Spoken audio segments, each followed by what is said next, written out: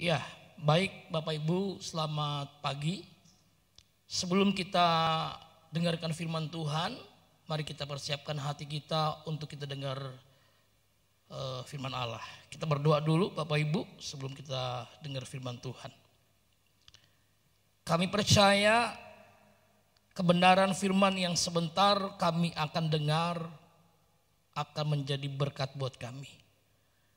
Akan memberkati hidup kami, memberikan kepastian buat kami di hari Paskah, hari kemenangan buat kami orang yang percaya, orang yang mengasihi-Mu. Biarlah Bapa kebenaran-Mu memberikan kemerdekaan buat setiap kami, anak-anak-Mu orang yang percaya, yang mengasihi-Mu. Berfirmanlah, beracara buat kami siap mendengar firman-Mu, kami siap menjadi pelaku firman-Mu. Datanglah kerajaan-Mu dan jadilah kehendak-Mu di bumi seperti di surga. Yang percaya, yang siap diberkati katakan amin. Amin. Puji Tuhan Bapak Ibu, shalom, selamat pagi semuanya. Doa saya, harapan saya, Bapak Ibu semuanya sehat, baik adanya dan diberkati Tuhan dengan limpah dan luar biasa. Dan saya mengucapkan selamat Paskah buat kita semua. Biarlah Paskah di tahun 2020 meskipun situasinya dalam kondisi yang tidak menyenangkan karena ada wabah COVID-19, tapi saya percaya Bapak Ibu Saudara yang mendengarkan kebenaran yang saya sampaikan tidak mengurangi rasa sukacita, kebahagiaan dan berkat Paskah dilimpahkan buat setiap kita Bapak Ibu yang ada di rumah. Baik Bapak Ibu Saudara, kita akan buka Alkitab kita dan kita ambil dalam kitab Lukas pasal yang ke-24 ayat yang kelima, demikian bunyi firman Tuhan. Mereka sangat ketakutan dan menundukkan kepala. Tetapi kedua orang itu berkata kepada mereka, "Mengapa kamu mencari dia yang hidup di antara orang mati?" Siapa mereka yang ketakutan dan menundukkan kepala? Mereka adalah murid-murid Yesus, para perempuan yang datang pagi-pagi ke kubur Yesus. Mereka begitu rindu menjumpai Yesus ada di sana. Tetapi Bapak Ibu lihat di sana bahwa kedua malaikat Tuhan berkata, "Mengapa kamu mencari dia yang hidup di antara orang mati?" Ini adalah sebuah statement, sebuah perkataan yang sangat-sangat luar biasa Bapak Ibu. Saya ulangi Bapak Ibu, malaikat itu berkata kepada perempuan-perempuan yang mencari Yesus pada pagi itu, "Mengapa kamu mencari dia yang hidup di antara orang mati?" Bapak Ibu dengar dengan baik, ini adalah sebuah statement, sebuah kebenaran, sebuah kepastian yang sangat-sangat luar biasa. Apa dikatakan di sana? Mengapa engkau mencari dia yang hidup di antara orang mati? Nah, tema Paskah pagi hari ini Bapak Ibu boleh mencatat dengan baik. Paskah memberikan kepastian bagi hidupku. Saya ulangi Bapak Ibu, Paskah memberikan kepastian bagi hidupku. Ini sebuah hal yang penting Bapak Ibu yang kita perlu sadari. Ada banyak orang Kristen merayakan Paskah dari tahun ke tahun, tetapi hidupnya tidak pernah berubah. Kenapa Bapak Ibu? Karena buat mereka Paskah belum sebuah kepastian.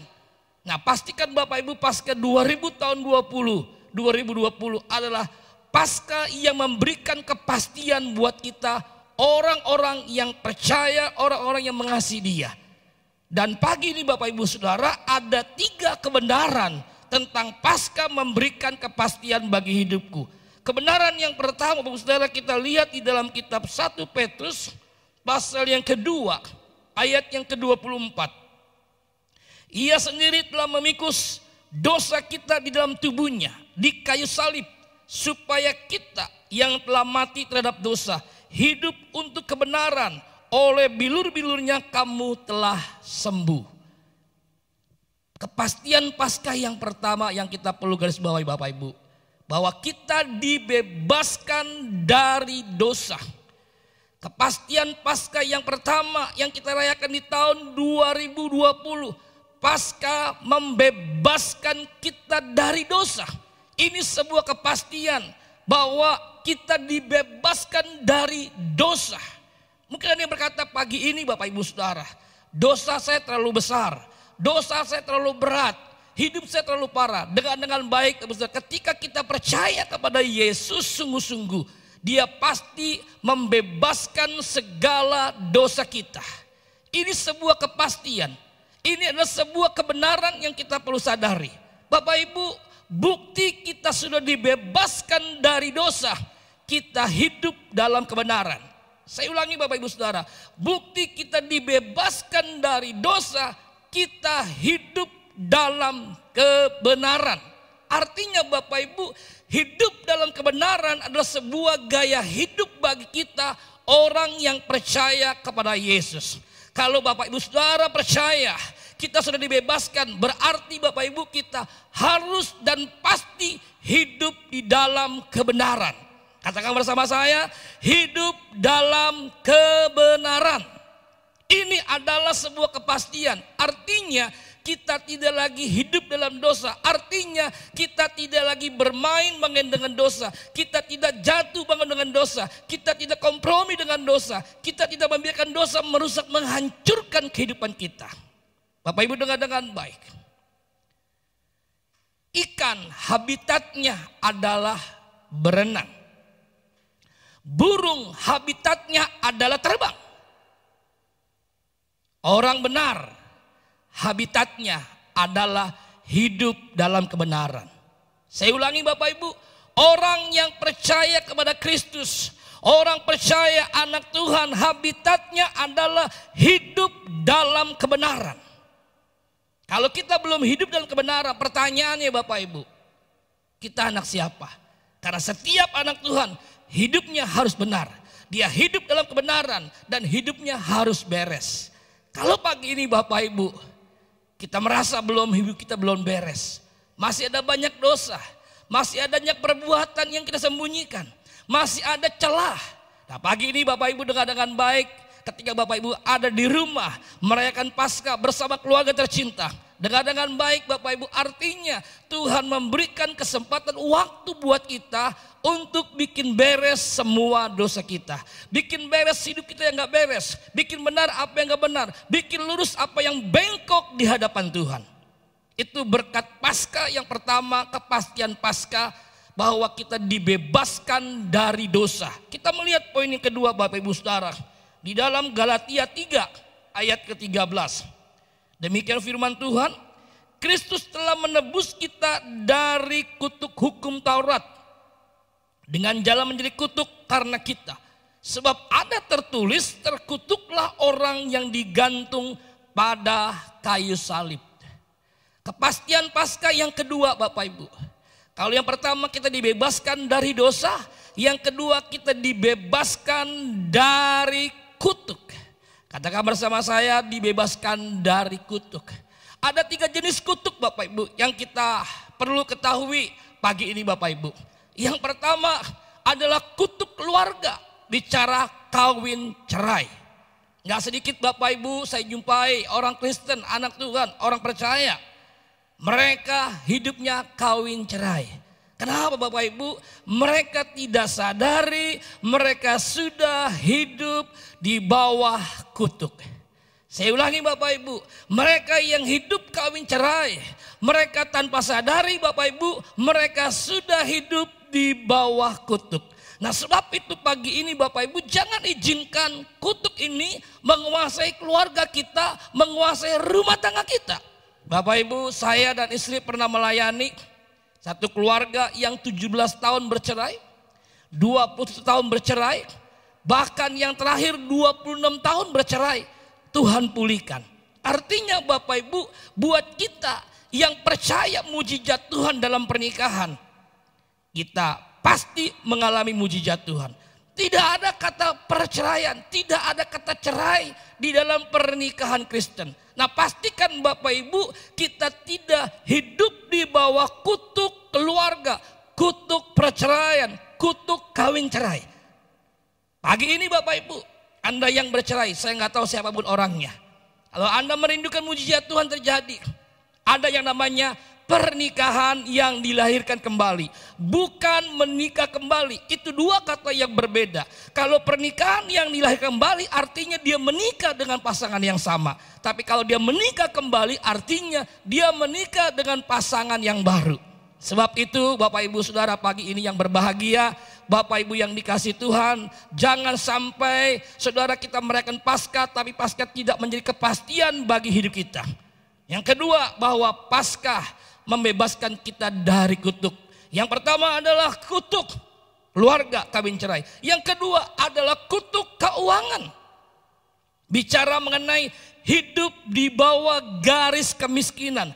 Ada banyak orang miskin tapi dia lebih miskin. Kenapa? Dia hidup di bawah garis kemiskinan. Bapak Ibu dengar dengan baik. Saya percaya sebagai orang percaya, sebagai anak Tuhan. Sekalipun kondisi keadaan yang tidak memungkinkan, saya percaya tangan Tuhan yang berkuasa, tangan Tuhan yang dahsyat pasti mencukupi, memberkati, bahkan memberikan sampai berkelimpahan. Bapak Ibu setuju katakan amin?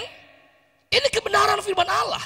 Janji Tuhan jelas. Kita akan terus naik bukan turun, jadi kepala bukan jadi ekor. Bahkan Tuhan membuat semuanya indah pada waktunya. Ibrani mengatakan Tuhan akan menggoncangkan semuanya supaya tinggal tetap yang tidak tergoncangkan. Siapa yang gak tergoncangkan? Saya dan saudara, Bapak Ibu yang ada di rumah, yang mendengarkan khotbah saya adalah orang yang percaya mengasihi Tuhan, adalah orang yang pasti tidak tergoncangkan. Sekalipun Bapak Ibu kita merasakan goncangan itu, tapi kita tidak pernah tergoncangkan. Dan yang ketiga kutuknya adalah kita hidup saudara dalam sakit penyakit. Kutuk yang pertama adalah kutuk keluarga kawin cerai. Yang kedua adalah kutuk keuangan, hidup di bawah garis kemiskinan. Yang ketiga adalah kutuk kesehatan, hidup dalam sakit penyakit. Ini ngeri sekali Bapak Ibu. Mulai yang sakit dari opanya, omanya, papanya, mamanya, pokoknya cecenya, adeknya, sampai ke pegawai-pegawainya, pembantunya, supirnya, mungkin sampai kepada susternya, sampai ke piaraan binatangnya, anjingnya, mungkin kucingnya sakit saudara. Ini sesuatu yang sangat mengerikan. Kenapa Bapak Ibu? Karena hidup di bawah kutuk. Bapak Ibu dengar dengan baik berita gembira di hari Paskah. Pada minggu ini saya katakan bahwa kepastian Paskah yang kedua, kita dibebaskan dari kutuk. Yang pertama, kita dibebaskan dari dosa. Artinya kita tidak lagi bermain dengan dosa, jatuh bangun dengan dosa, tapi kita hidup dalam kebenaran. Karena kebenaran menjadi gaya hidup orang percaya. Yang kedua, kita dibebaskan dari kutuk. Tidak lagi kutuk yang menguasai hidup kita. Baik itu kutuk keluarga, baik itu kutuk keuangan, baik itu kutuk kesehatan. Karena apa? Kematian Kristus di kayu salib membebaskan saudara dan saya dari segala kutuk. Dan poin yang ketiga yang terakhir Bapak Ibu Saudara, kita lihat di dalam Roma pasal yang ketiga ayat 25. Kristus Yesus telah ditentukan Allah menjadi jalan pendamaian karena iman dalam darahnya. Hal ini dibuatnya untuk menunjukkan keadilannya, karena ia telah membiarkan dosa-dosa yang telah terjadi dahulu pada masa kesabarannya. Poin yang ketiga, kepastian Paskah. Bagaimana saudara hubungan kita dengan Bapa di surga dipulihkan. Dikatakan di sana bahwa Kristus telah ditentukan menjadi jalan pendamaian. Artinya Bapak Ibu, ketika Kristus mati, ketika Yesus bangkit Bapak Ibu, dia menjadi pendamai antara kita dengan Bapa di surga. Bisa bilang amin? Kita diberikan sebuah hal yang luar biasa Bapak Ibu. Di mana hubungan kita dengan Bapa dulu jauh. Karena apa? Karena dosa. Karena apa? Kesombongan kita. Karena apa? Karena kekerasan hati kita. Karena apa? Karena hidup kita yang tidak beres, tidak berkenan di hadapan Tuhan. Tapi di hari Minggu Paskah ini Bapak Ibu, kita dipulihkan hubungan. Artinya hubungan kita dengan Bapa semakin hari boleh semakin intim. Bapak Ibu dengar dengan baik, saya percaya kalau hari-hari ini Tuhan izinkan kita di karantina. Bapak Ibu dengan baik. COVID-19 bukan dari Tuhan. Itu dari si jahat, dari si iblis yang ingin merusak, menghancurkan hidup manusia. Bukan hanya yang ada di Indonesia, tapi di muka bumi ini. Tapi dengan baik Bapak Ibu Saudara, bahwa COVID-19 Tuhan izinkan. Artinya kalau Tuhan mengizinkan terjadi, Tuhan mengendaki terjadi. Kalau Tuhan tidak mengizinkan, Tuhan tidak mengendaki, COVID-19 tidak pernah terjadi. Maksudnya Bapak Saudara, Tuhan izinkan supaya Bapak Ibu kita ada di rumah, kita di karantina Saudara. Bahasa yang keren hari-hari ini yang sering kita dengar adalah stay at home. Kata stay at home Bapak Ibu tahu bukan hanya orang Indonesia yang sepakat, tapi seluruh dunia bersepakat. Ini belum pernah terjadi tanpa ada kesepakatan, tapi dunia bersepakat berkata stay at home, tinggal di rumah. Ini adalah hal yang luar biasa Bapak Ibu. Artinya Bapak Ibu, tahu artinya Bapak Ibu, Tuhan memberikan kesempatan buat kita untuk lebih banyak di rumah. Untuk apa? Bikin beres hubungan kita dengan Bapa di surga. Lewat Paskah pemulihan terjadi. Kalau selama ini Bapak Ibu, kalau tidak ada COVID-19, Bapak Ibu tahu kita adalah manusia yang paling sibuk. Tidak punya waktu berdoa, tidak punya waktu baca firman. Mungkin punya waktu berdoa, mungkin punya waktu baca firman. Tapi maaf, saya nggak menghakimi sebagai pendeta Saudara. Mungkin semuanya hanya sebagai sebuah formalitas. Bahkan kadang-kala Bapak Ibu kita lagi nggak berdoa, kita nggak baca firman, bahkan kita nggak komsel, bahkan kita nggak bisa lagi melayani pekerjaan Tuhan. Karena apa? Kesibukan kita. Tapi hari-hari ini Bapak Ibu dengan baik. Semua orang, baik dia pejabat, berpangkat, berpendidikan, orang kaya, orang rendah, atau siapapun dia, hari-hari ini dia tidak punya choice, tidak punya pilihan.